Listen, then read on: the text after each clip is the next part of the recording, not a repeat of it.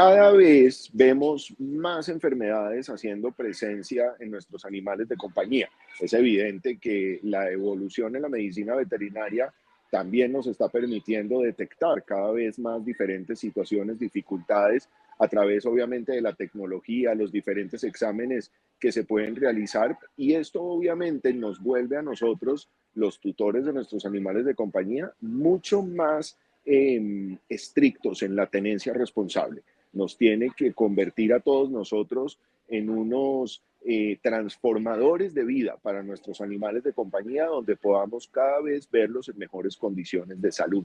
Hoy, en Soy Muy Animal, vamos a hablar de un tema bien especial, porque aunque creemos que es ausente y que no lo estamos viendo permanentemente con nuestros animales de compañía, pues sí, existe, y existe en muchos casos, y a veces no se detecta con tiempo y los problemas posteriores son mucho más grandes. Es la diabetes. La diabetes en nuestros animales de compañía es muy compleja. Nos acompaña hoy el doctor Felipe Usme.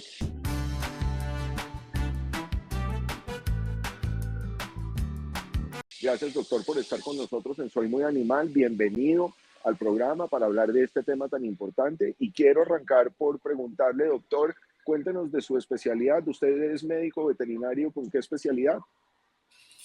Hola, ¿cómo están? Muy buenas tardes. Yo soy médico veterinario de la Universidad de Antioquia y mi especialidad actualmente es endocrinología y nutrición. Y entonces, en este orden de ideas, doctor, y con su especialidad y su, obviamente, conocimiento y mucho know-how en el tema, ¿por qué no nos comparte ahora todo esto que está tan de moda con todas estas enfermedades que se están empezando a detectar o que de pronto llevábamos tanto tiempo sin tener presentes y ahora las vemos recurrentemente, como por ejemplo la diabetes? ¿Cómo se manifiesta la diabetes en nuestros perros y gatos, doctor? Bueno, ellos mismos tienen incluso unas diferencias y unas causas totalmente pues por aparte. La manifestación de los signos puede verse muy parecida en algunas situaciones, que es, por ejemplo, aumentar la producción de orina. Empezamos a notar que nuestra mascota está orinando más de lo normal, incluso la orina la vemos mucho más clara y no tan amarilla como antes, por ejemplo. Empiezan a tomar más agua de lo normal y normalmente empezamos a notar pérdida de peso. Ya que la diabetes es una enfermedad que incluso al principio de su desarrollo genera como un déficit de energía en el cuerpo y el cuerpo tiene que utilizar sus propias reservas. Entonces empieza a utilizar grasa, músculo y por eso vemos que el paciente empieza a perder peso.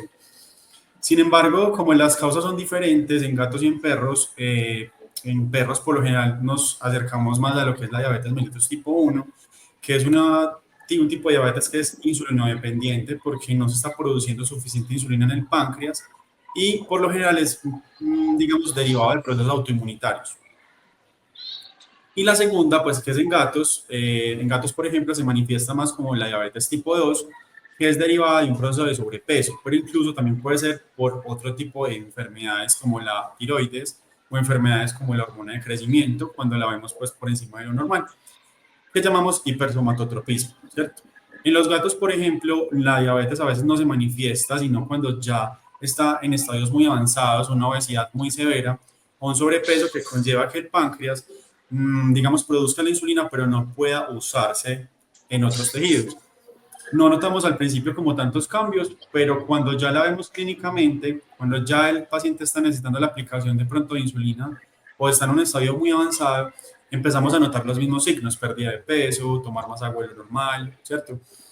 A veces también pueden consumir más alimento de lo normal, los empezamos a notar como más ansiosos por comida, hasta que un punto, digamos, que esté muy desarrollada, podemos notar todo lo contrario.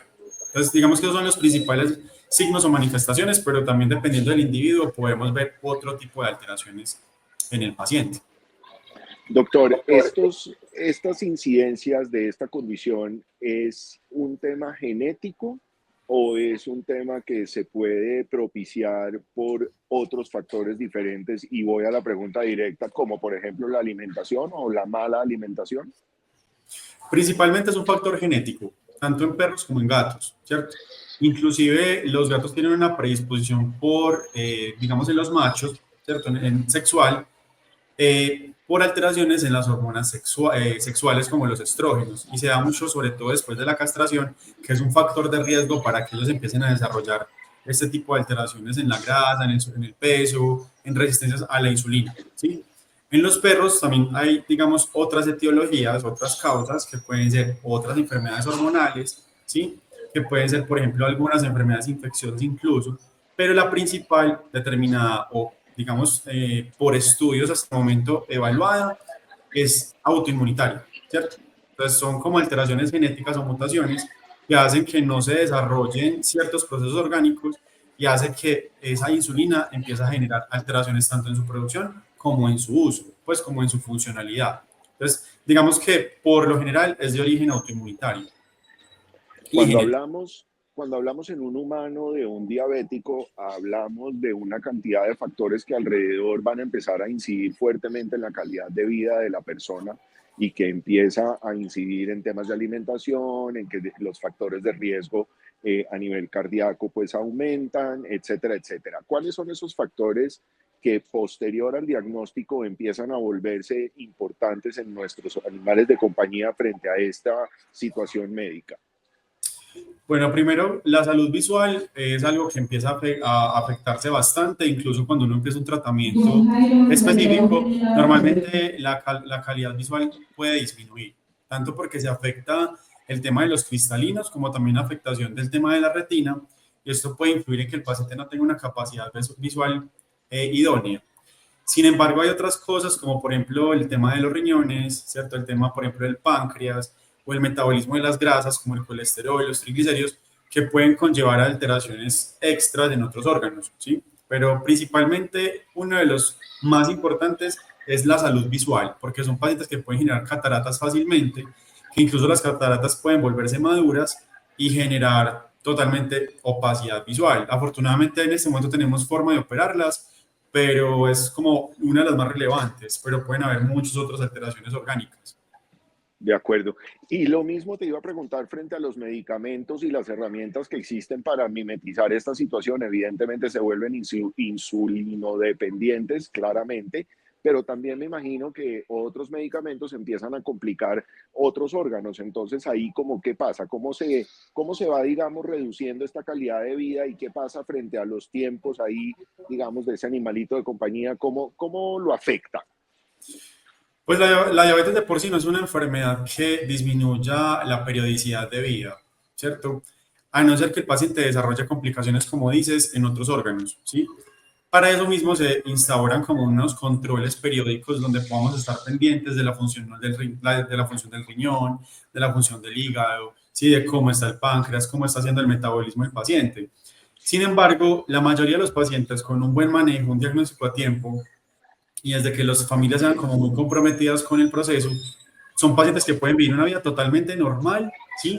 Hasta viejitos y morirse por otro tipo de causas, ¿cierto?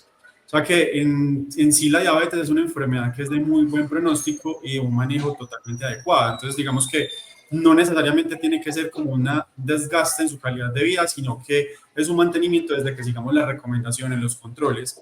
Entonces, por lo general es una enfermedad que tiene buen pronóstico.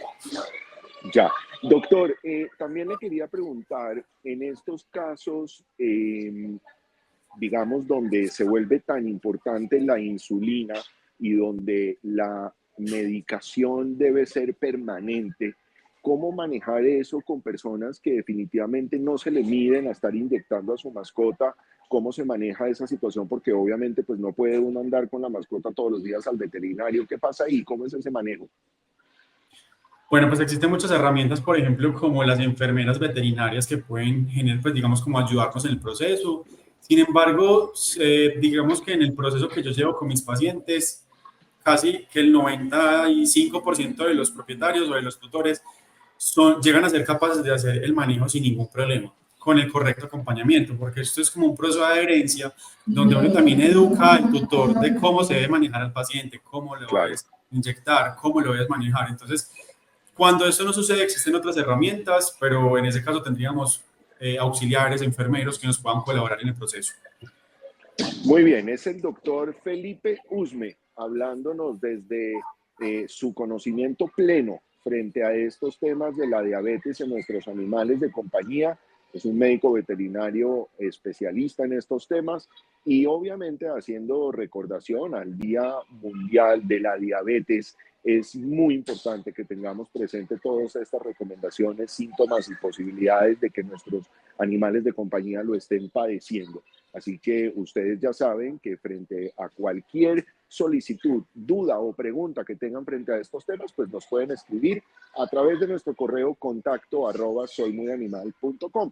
Así podremos ayudarlos a resolver cualquier duda. Doctor, mil gracias por estar con nosotros en Soy Muy Animal y espero prontamente que nos veamos de nuevo. Listo, muchas gracias a ustedes por la invitación, que estén muy bien, hasta luego. Ya saben ustedes que pueden encontrar a todos los especialistas de talento y servicios para el mundo de los animales en guruforpets.com, este gran directorio donde usted puede encontrar en cualquier parte del mundo la asesoría que necesite para su animal de compañía, no importa si es de granja o si es de su hogar. Tenemos ahí registrados a los especialistas de talento y servicios más importantes en todas partes del mundo. Antes de cerrar nuestro programa de hoy, les quiero recordar a todos que empezamos esta temporada de fin de año, en donde permanentemente les estoy diciendo, tengan cuidado con la planificación de las vacaciones para sus animales de compañía. Y también tengan presente que se viene una temporada de pólvora, ruidos, desorden. Así que acudan a mi página web www.marklee.co. Aquí les dejo también el enlace para que adquieran las goticas de bienestar para sus animales de compañía. Las de estrés y ansiedad le van a ayudar un montón. Y si el tema es de dolor, pues entonces las de manejo del dolor. Cualquier cosa, estamos conectados siempre aquí con ustedes, porque soy muy animal.